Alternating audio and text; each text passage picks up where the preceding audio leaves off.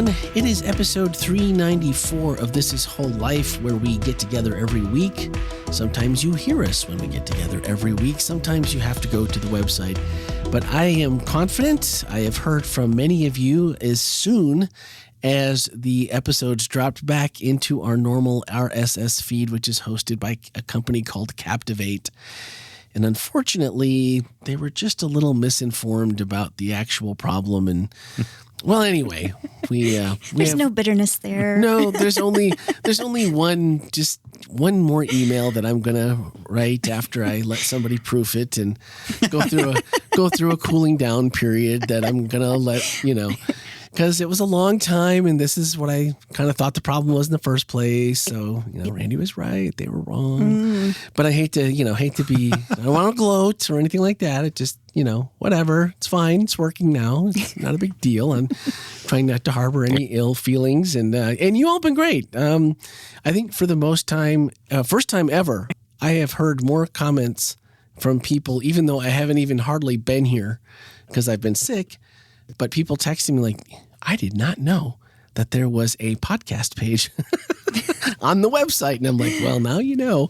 And if you ever get stuck again where you're just like, hey, I can't find the podcast. So maybe it's like a mixed blessing then. It's like maybe people now, we drove up the website numbers. We drove up that traffic a little bit for end of year. So speaking of which, Randy, we have you, myself, Ken, and Melanie hanging out in the studio. And no Jeff. On this day after Christmas. Jeff is cruising. That's right. Cruising, right? Or something like that. He had the right idea. I think he's back shortly, but yeah. Get out of Dodge. Yeah. Was it a couple days they went for?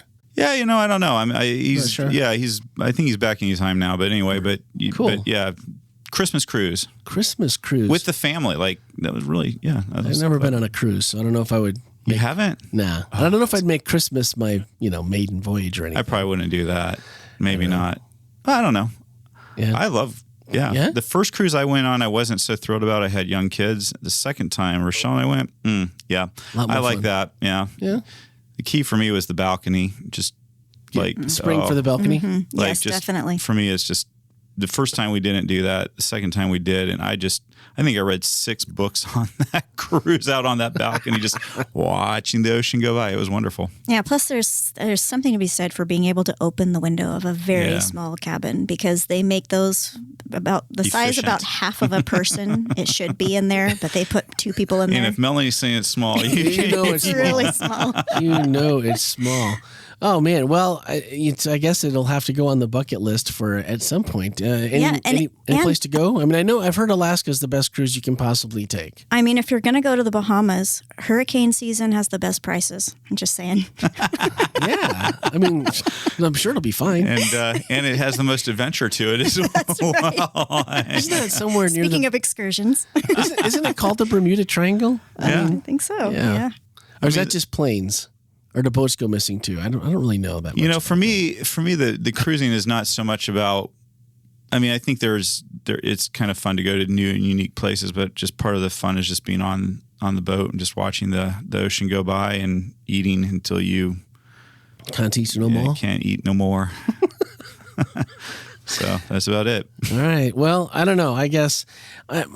Heather's never been a big person. She's like, I don't know. Do I want to go on a cruise? And I'm like, I don't know. Everyone says kind of, I don't know. So maybe. Give it a shot. Give it a shot. Leave the kids behind and. Ooh, well, anything you can leave the kids behind. I mean, that's what I'm saying. Randy's like, a trip to Publix.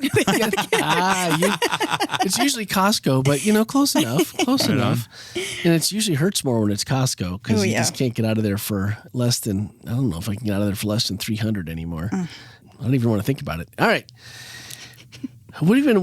It feels like we've been away because every time we've had a podcast come out for the last 5 weeks until I believe it was last week was the first one that actually dropped when it was supposed to, and that was me going, I don't feel really well. Maybe you guys can tune in next week when we do 2 episodes. But watching the numbers immediately once everything started coming back felt really, really good, and that people.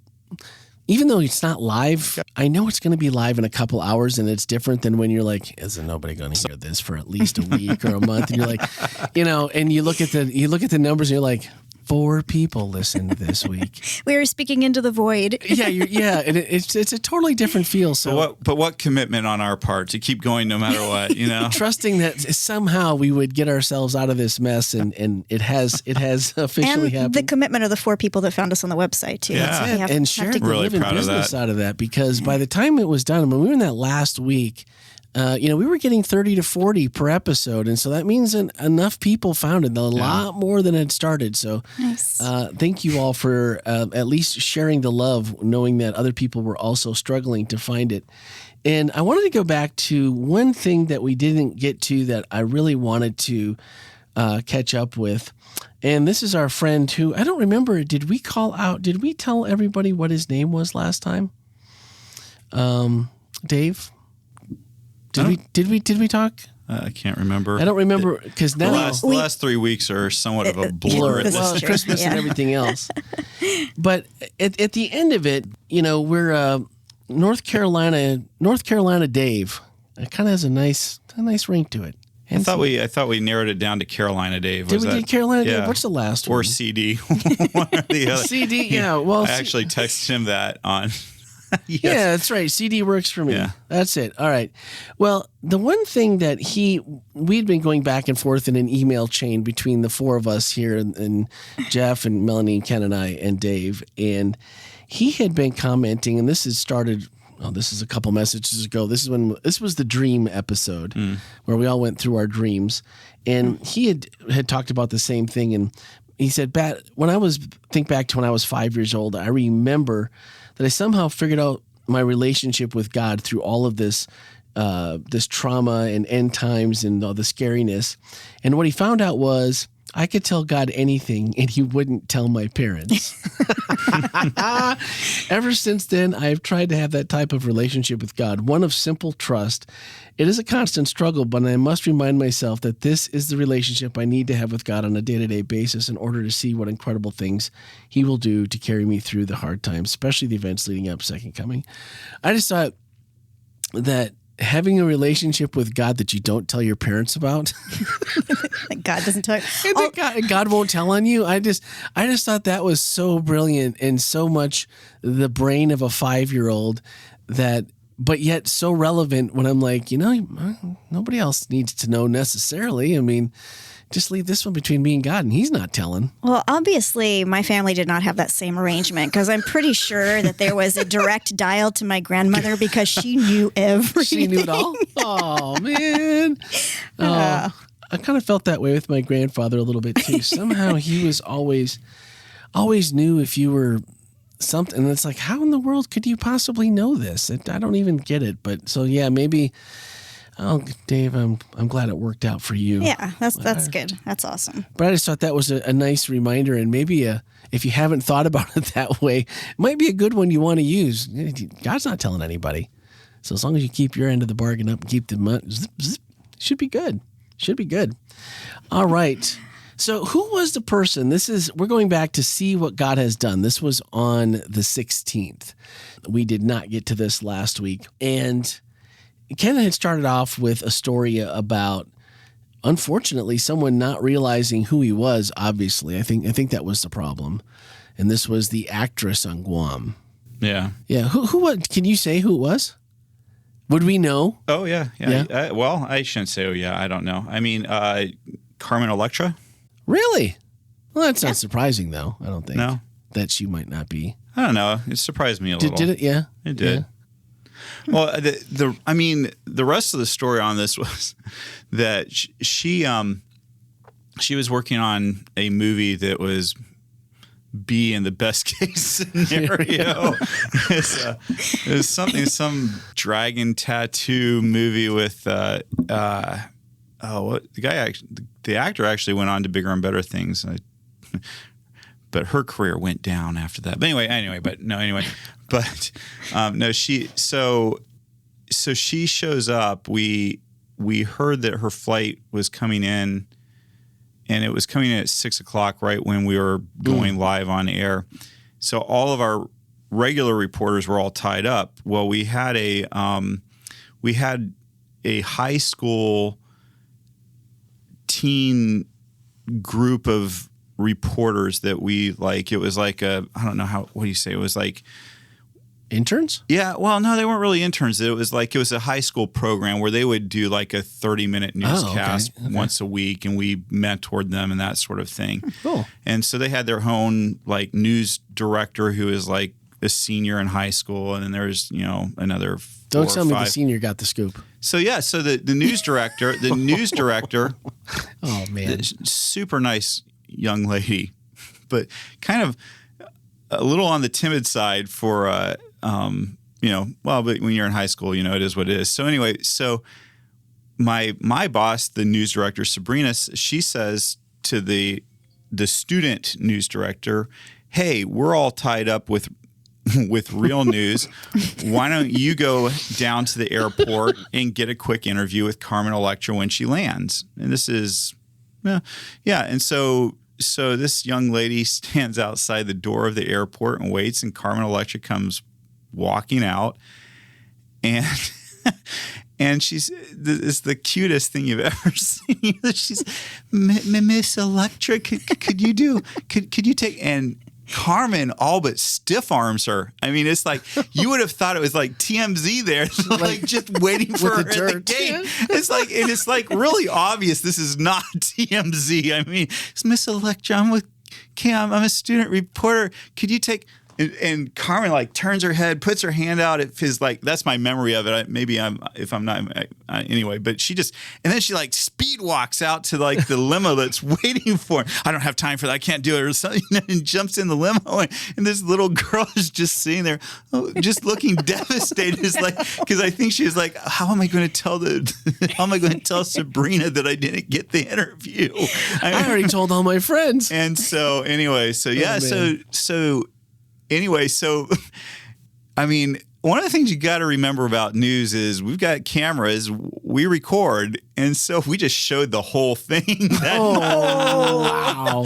So now you know why Carmen turned her back on me, because she was not happy, because we're like, I guess Carmen doesn't have time to say hi to the people of Guam.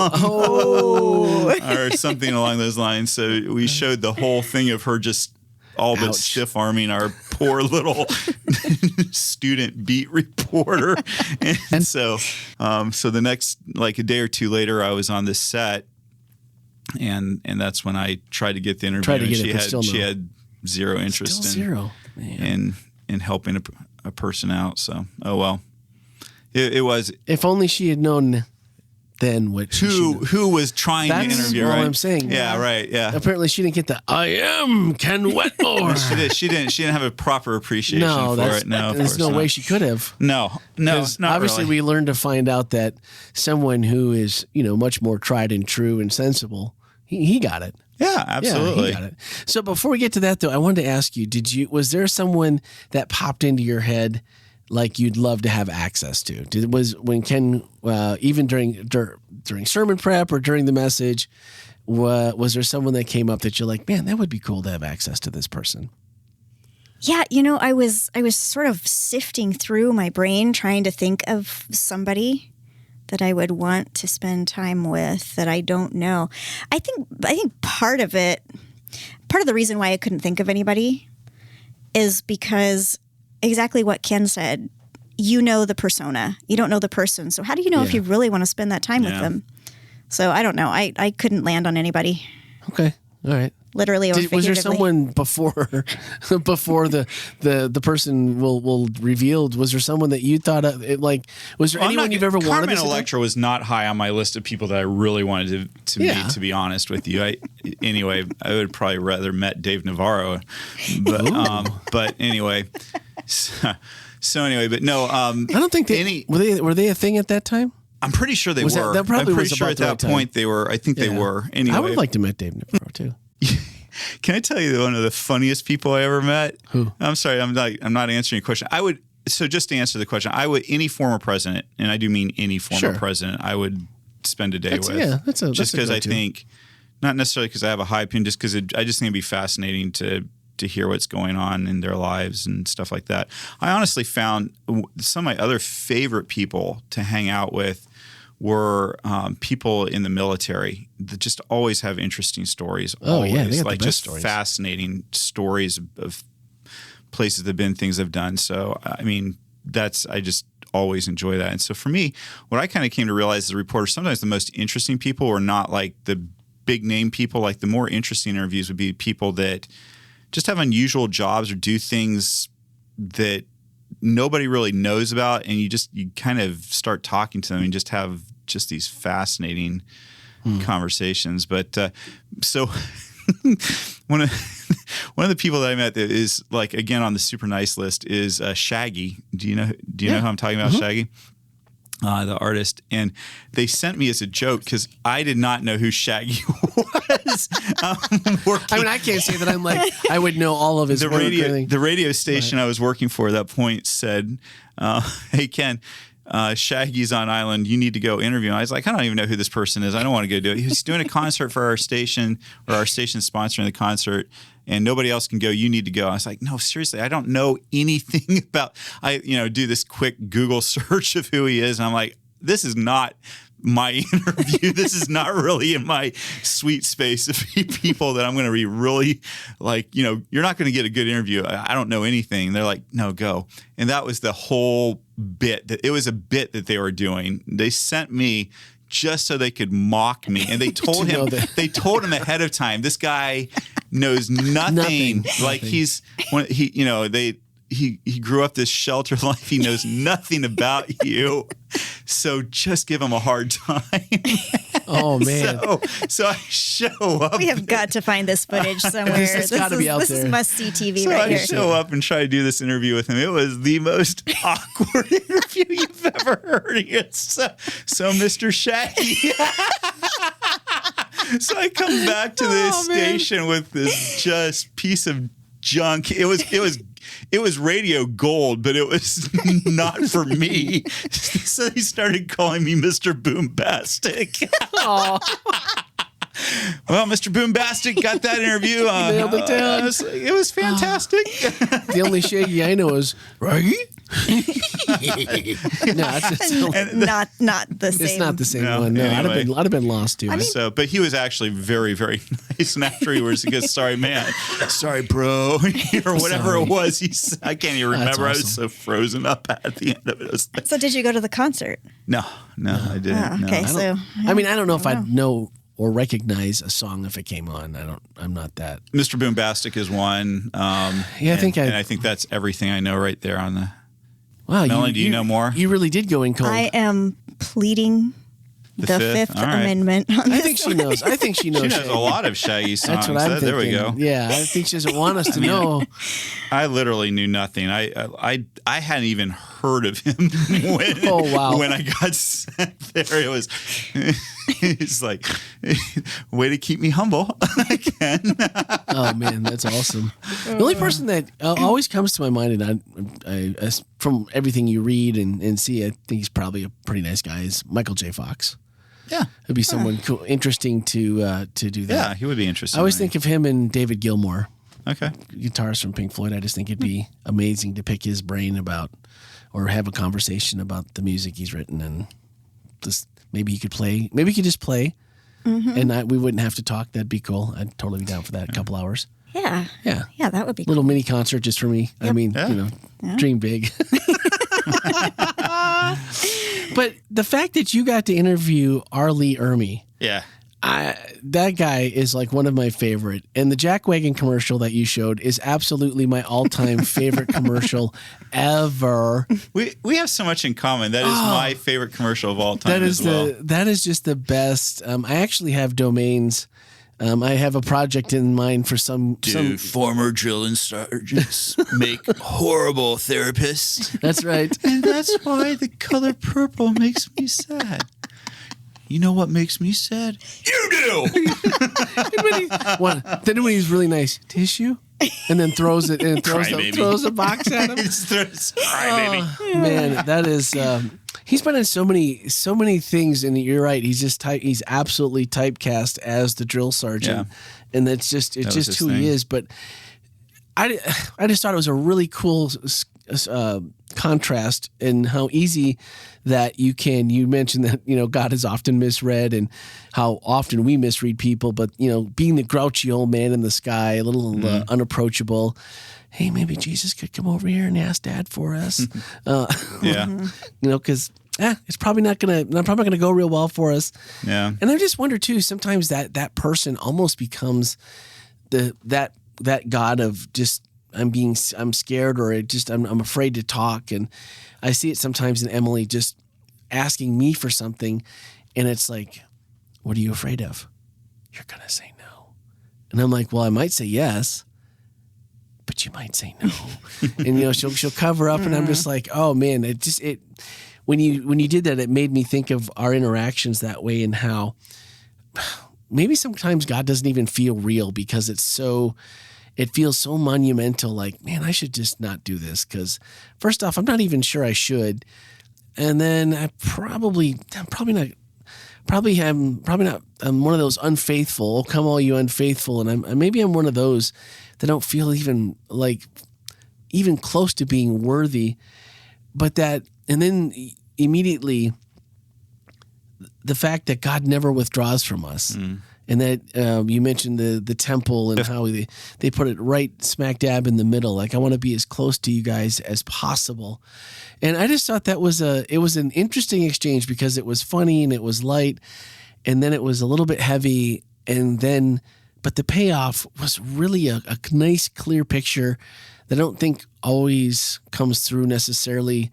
Especially when you talk about the camping in the wilderness story for 40 years, because it's like, for 40 years. There's a lot of downside. There's a lot of negativity. There's a lot of, do we got to keep eating this manna? There's, the golden calf, they can't get it right. But yet the whole time right there in the middle, and I'm like, what am I missing? Like every day, what am I missing every week that God puts right in the center for me? He is always been clear that I want to be in this relationship with you. And I'm thinking, if they missed maybe the whole meaning of the tabernacle and God being there and the pillar of fire and all this kind of stuff. And I'm like, what am I missing that's really obvious? Don't you think I think though that, Rand, what a good point.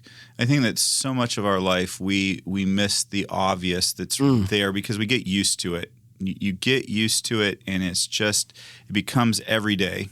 And just like you said, for the children of Israel out in the wilderness, it just became every day that this, the sanctuary was right there in the middle of their camp. And after 2 or 3 years, it was like, yeah, of course, that's where it is. It just becomes every day to us. I remember when I was going to spend a year abroad during college, one of the things that they did a class for us to prepare us for this experience. And one of the things they said is make sure you take a lot of pictures the first 2 weeks that you're there. Just take as many pictures as you can. They said, because after the first month is over, everything will seem normal. And take pictures of what doesn't seem, of all the amazing thing you're seeing that first week or two, because after a month, it'll become normal, and then you'll come back and you won't have pictures of things that you're like, why didn't I take a picture of that? I didn't think about that. And I found that was some of the best advice I've ever had. We've, tried to do that ever since as we've moved around a bit. But the first couple weeks that you're somewhere is everything's brand new. Everything is like there. And, it's a good thing to remember, just how amazing some of these things are before they become just your everyday. Well, it's just normal, And I think that in our relationship with God, sometimes, a lot of times, we really take for granted His presence in our life. We really take for granted. It becomes, for those of us who have, been blessed and fortunate enough to grow up in a Christian faith experience, we take for granted a lot of the blessings that come through that experience. Yeah. And it's easier to see the downsides of things than to appreciate some of the really amazing things that God brings into our lives. And so, it doesn't surprise me at all that children of Israel would let that become every day. I mean, after 40 years, I'm sure it was pretty ordinary. And yet, from our perspective today, how extraordinary to think that God is right there in the center, that, the Shekinah presence is right there in the temple, that this pillar of fire, leads them through the wilderness. What an incredible thing to think about, unless it's happening to you every day, and then it just becomes pretty normal. Well, and I think part of what my answer got answered, part of what happened, I think you answered it in about a couple sentences after that, and you're like, God doesn't withdraw from us. He's always there, no matter what we're doing, but that Jesus was the best of God, and that's what he gave us. So much in the same way. And then it's like, yeah, well, of course. I actually was really curious because I heard you say that Jesus was the best of God. What did that mean? For me, I'm a communication person, right? And John says that Jesus is the Word, and the way I take that John chapter 1 to mean is that Jesus is the explanation of who God is, that he's the communication, that Jesus, in my theological belief system, Jesus, even before becoming human, Jesus would show up in angelic form. We see it in Genesis where it talks about the angel of the Lord wrestling with Jacob. And then it says, Jacob says, I've wrestled, well, let me say that. God says you've wrestled with God and man. And so it appears that even before Jesus became human, that he would take on a form that made himself accessible and understandable to his creations. And so for me, when I say the best of God, obviously all of God is amazing. But to me, the best is what you can understand. And if you can't understand somebody or understand something, it's not that great. What really makes something amazing is to be able to understand it. So that's what I meant when I said the best of God, that it was the explanation of who God is. Yeah, I've just kind of felt too like that gift is what else could you give that would be better? So that kind of is where I took it to think of, okay, I mean, I'm sure God could do whatever he wants. I mean, he could send something pretty amazing, but that he chose Jesus to be the one and to be that thing and to be that person to take on becoming a man, that resonated with me. The thing that maybe left me thinking a little bit was, we have access to information. We have access to Carmen Electra on occasion. We have, access to Carmen Electra's back. Yeah. I'm pretty sure I think that was a one-time. That was only one. So, maybe. But Carmen, if you're listening to this podcast and you'd like to come on and, yeah, you can redeem tell yourself. the other side of the story. Tell the other side of the story. There's always two sides. I would like to know what was happening that day, honestly. Mm-hmm. Just if, because as far as we can tell, you're a really nice person. Yeah. No reason to think otherwise. Thinking to myself, what access do we have that we treat as occasional as we do our access to God sometimes? And I was really stopping to trying to put it into something that I could think of. But go back to what we're talking about, what's normal. So it's interesting to me that, we talked about all these people we'd love to spend time with, right? Mm-hmm. Many of these people have their own children, families, so on and so forth. It always was vastly amusing to me when I did work in news on Guam, 150,000 people on this island, and there were people that would just nearly lose their minds when they met me. They'd be like, "Oh, you're Ken Wetmore. I can't believe I'm here talking to you." Blah blah blah. Kind of like we do here. Yeah, absolutely. Yeah. It's just kind of like that. And you don't know how much time of the show that takes every week. And actually. And my wife just would roll her eyes at this. She's like, "It's just Ken." And so, there you go. Do you know what I know? Yeah. Anyway, and So, and occasionally my kids will have somebody who's watched the sermons here at Whole Life that they'll run into. Eric was at a prayer conference that was at Camp Kalakwa, and there were some young people there that said, "Oh, where do you go to church?" Because he's up in North Carolina going to school. And he said, "Oh, I go to Whole Life Church in Orlando." And they're like, "Oh, wow. So do you know the pastor there? Like, we love his sermons, blah, blah, blah." And my son, like, it was such a good thing. It was like, yeah, my son was like, "That's my dad." And it's interesting because for Eric, I'm just his dad. Yeah. It's just normal. And it's every day. He knows the good side and a lot of the bad side of who I am. And whereas somebody else who hasn't spent time with me, all they know is what they're seeing when they watch a sermon, or they maybe interact a little bit with me out in the lobby after church service.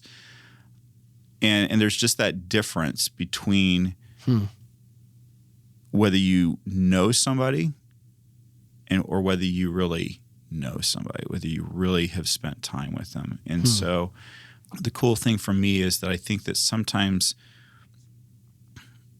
we really, and that's what I think the whole point of this sermon was, is that we underestimate the amount of access that God has given us.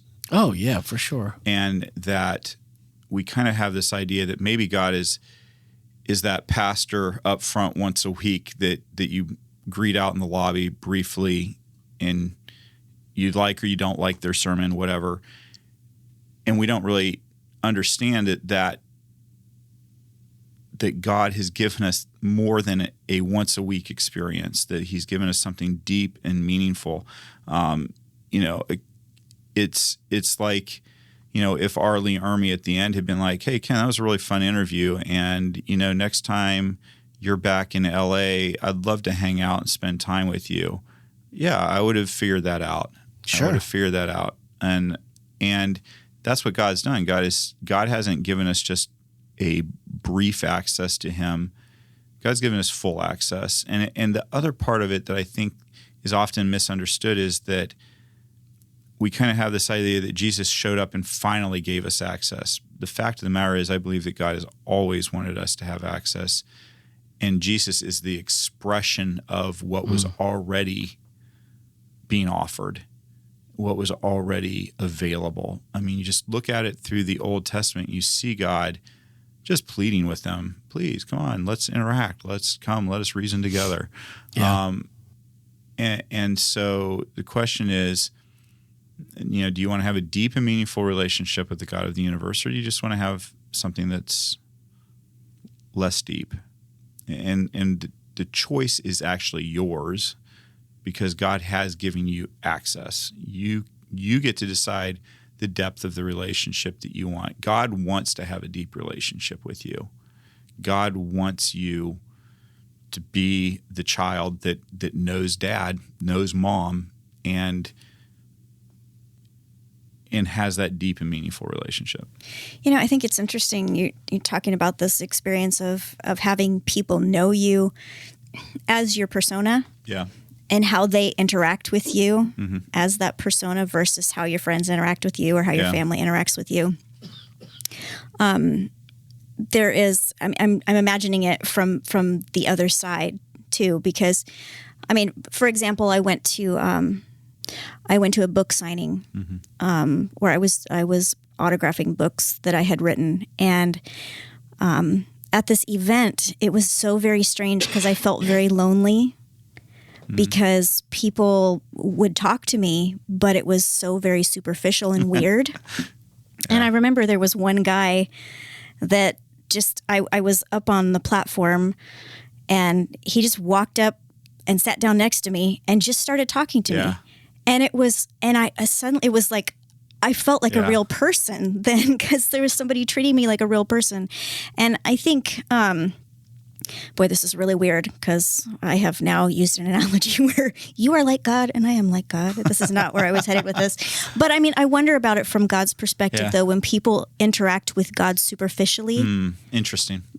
Because they're interacting with a persona versus, and And I would never judge anybody else's prayers. I judge my own prayers, but there is something about talking with God as someone you know versus talking with God as someone you don't know. Yeah. And I just wonder what that feels like on the other side. I love that. What a great thought. Yeah. No, it sometimes I wonder, it feels like on one hand, a lot of us are raised with, it's about reverence. It's about being serious. I mean, it's why you have your eyes closed so that you're not being distracted. You can stay on focus. You can stay on point. We all know the things that we're supposed to ask for or not ask for, or things you're supposed to talk about when you pray. And then I listen to Emily pray, and she gets her prayers answered a lot. And in ways that you can easily validate that, this is what I asked for. And she's in total belief that when the words come out of her mouth, whatever she's asking for, and she asked for any, she'll just be like, hey, I want TV this afternoon. So please let mom. Boy, that puts the twist on you, doesn't it? Let me watch that TV this afternoon. You know how bad I need it. It's my favorite show. It's Dragons. Come on. I need to have it. Or whether it's, take away mom's migraine or, whatever. She is just in total belief. And she laughs. She sings her prayers, which is a total you can sing. You want to sing over supper, prayer for supper every time. That's cool by me. That's cute. I know she knows the difference, that she does it different than we typically do it. And it doesn't bother her in the least bit. And she's not going to change how she does it, because to her, this is what she does. This is how she knows Jesus. And I often wonder if the things that I think are reverent or important, or I don't know, whatever, are not as nearly so as I think they are when it comes to God. And just like we each interact with each other differently, there's stories we would tell one person we wouldn't tell another, for whatever reason. And so as soon as you said that, it just made me think of her, and it just made me think of the idea, that idea of what do we know of God and how it's right or how it's wrong. And we sometimes put a lot of worry into that, when sometimes the best prayers are just the ones that you just are thinking, or it's more of a feeling than words. And sometimes, to me, I think those are some of the best communication that I have with God. Yeah. And Ken, the final thing I just wanted to bring out about the message was, I really appreciated the fact that you talked about if God told you you're going to have my son, that the first thing you do would be hire more bodyguards. You would, get the perimeter set up around the house, make sure everything is safe, bulletproof the wagon, so we're good to go when we head out to the market or whatever.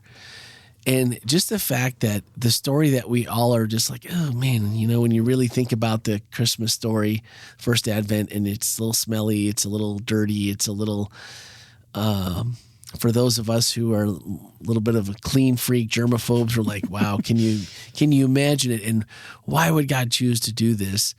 And then, but the access, and man, that was a really powerful thought about. He didn't care about any of the stuff that we care about when it comes to those kinds of things. He just wanted us all to have access, and that was really, really cool. I never really thought about it in that way specifically. I never had before either, and Melanie challenged me to think about it. She said, "Why was God? Yeah. Why in that circumstance?" So, good job, Melanie. Melanie's. Hey, I just asked the questions. Yeah. All right, well, let's get to the questions. We had from our sister in Christ. Jesus never got to live beyond young adult years, yet he endured suffering for all of us. Why is it so easy for us to get discouraged when God showed us how Jesus did it, yet we struggle to see him inside of us? Isn't that the truth? He lived a lot in a short period of time. Yeah. And it feels like a little bit of a rhetorical question. I mean, I think everybody has their reasons for why they get discouraged. So Yeah. I think they can vary pretty broadly from person to person. But I think if I'm a little bit honest, I think that Jesus got a little discouraged here and there too. I don't think that discouragement is a sin unless you... I don't think discouragement is a sin. I think that everybody has their ups and downs. And I think that when you look at Jesus, there's times where he says, why all this unbelief? What's wrong? And that had to be discouraging. I mean, discouragement doesn't equal lack of faith. It's just, it can be discouraging to be in certain circumstances. So I think the big thing for us is to figure out how to get to allow our God to continue working on us through people, through all kinds of different circumstances, to where maybe those lows aren't as low, and we keep. But there's also one of the things that I've kind of come to grips with is that my personality is kind of a personality that has some pretty big mood shifts, and I can be feeling really up here and then feel really down here and really discouraged really quickly. And sometimes it can be hard for me to feel like I pull myself out of that. Back out, yeah. And one of the things that I've started telling myself is it's okay. Yeah. If you're feeling that way, you will feel better. It will be okay. God has never failed you in the past. And if you feel down for a day or two or a week, God will pull you back up. It'll be okay. Yeah. I've actually found as I do that I do bounce back actually a little bit quicker for me. But no, I remember my best friend in college being terrified for me. He said, your highs are so high and your lows are so low. I mean, he said, I just really worry for you.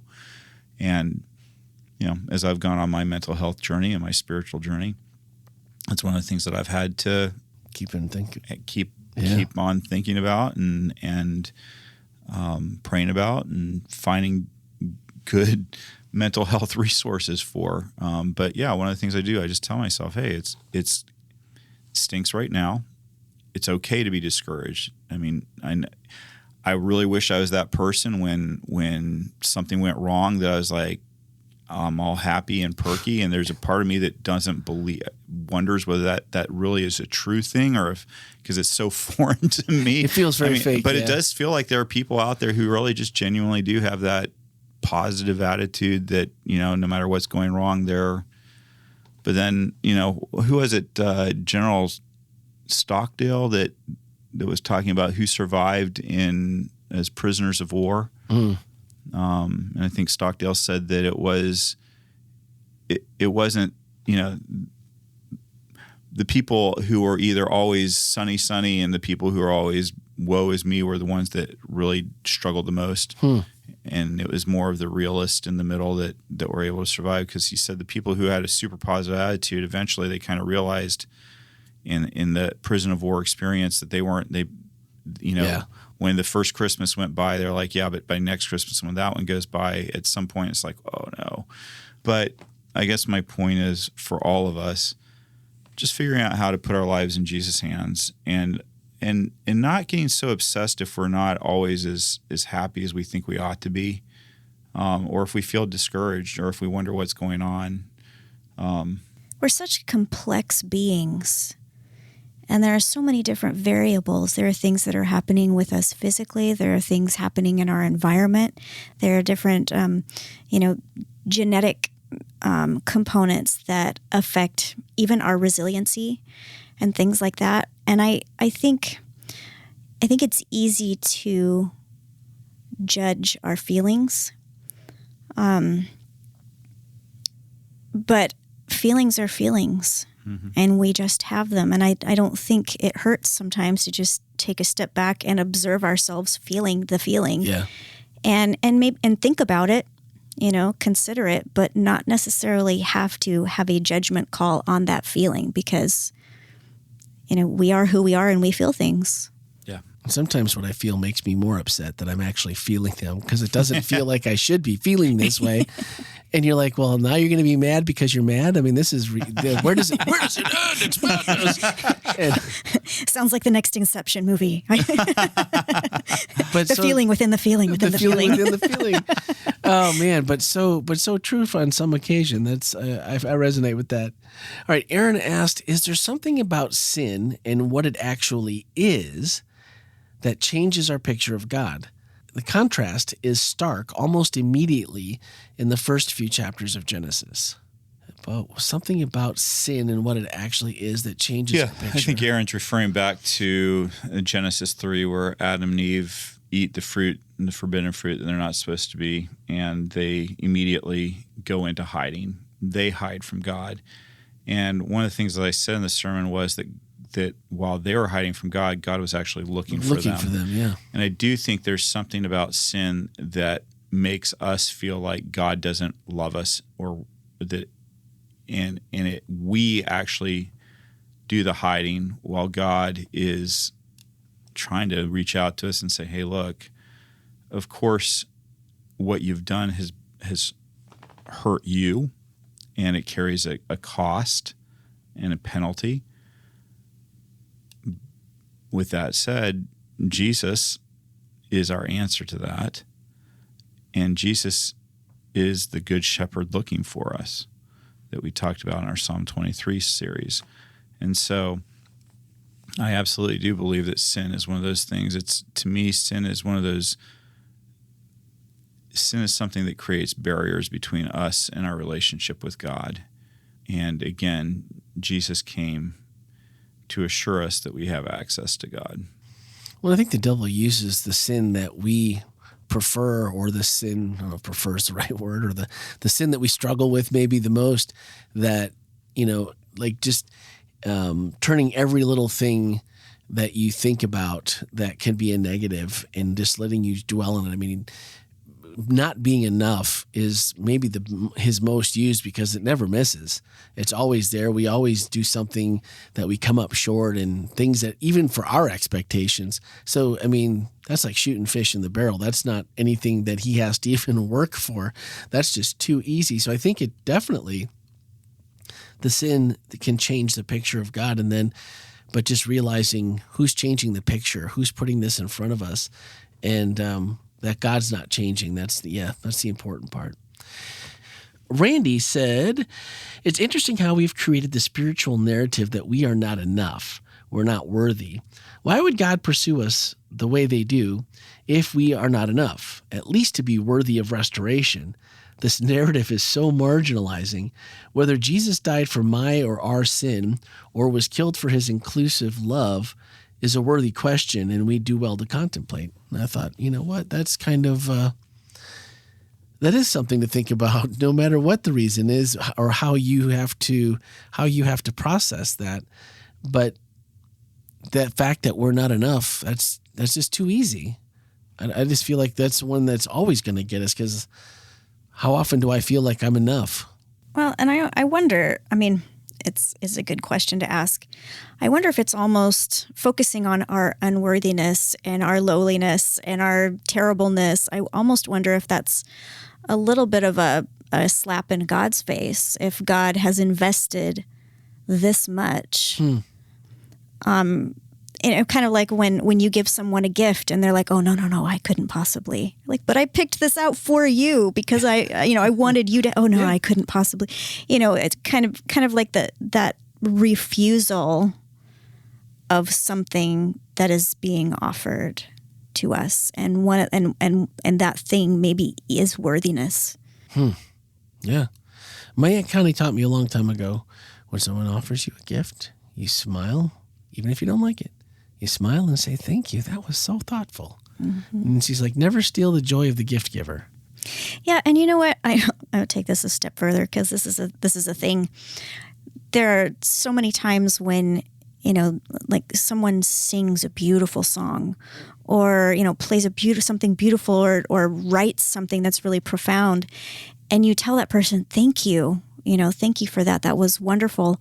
And they will say, oh, no, all the glory goes to God. All the glory goes to God. And I get why people do that. But at the same time, if I just wanted God to know, I would have just told God, "Hey, thank you for that beautiful solo." That was wonderful. That was awesome. Yeah. There's something. It's okay also to just say thank you. I'm glad that touched you. I'm glad that ministered to you. I'm glad that blessed you in whatever way, without necessarily constantly deflecting. I think it's okay to say thank you, even for those kinds of things as well. Because those are gifts. Those are gifts that you bring, gifts of appreciation. That can be tough, though, especially if you're not someone that likes to be in the spotlight at all. Although I think we all enjoy when people appreciate something that we've done or we've created. And, I don't know how much people may worry that, maybe they'll, think I'm maybe awesome. I'm that much. Yeah.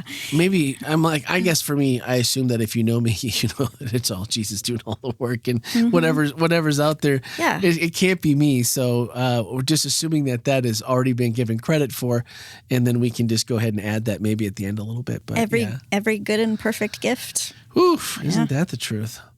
And then finally, this one was on Facebook. Julio asked, how could we show people that have been misunderstanding God that he really is accessible? Maybe something easy, is there something we can, it's hard to prove somebody's accessible if you don't know that person, I suppose. And I think that goes to this last week's message is just go home and tell people what your experience is. Oh, and be accessible yourself. Yeah. Oof. Yeah, there you go. There you go. Well, then, here's how we'll finish this week's episode then, Julio. If that's not a total answer to your question, just go ahead to the next episode in your player, because there's going to be 2 today. And we're going to talk a little bit more about that in our next episode. So, yeah, I like that. Just go home and tell people. That's good. Going home. Sounds good. I'm hungry. What time is it? Lunchtime yet? Yeah, we had not talked about food yet, so thanks for bringing us back around. Sorry. We may have to get back to that at the beginning of the next a whole episode and no food. Wow. And it was, now that I think about it, I was like, hey, what was anything new and exciting food-wise? Like best dessert, best meal? Is it just the typical Should save that for the next turkey? episode. Yeah. I think so. Maybe we should start that one, because that would have technically been. That would have been. Because okay, so we'll save that for the next one. That was for the next one. Yes, it was. All right. All right, that's going to do it for this week. We will have the next episode coming up just in a few moments. And thanks for listening, and have a great week.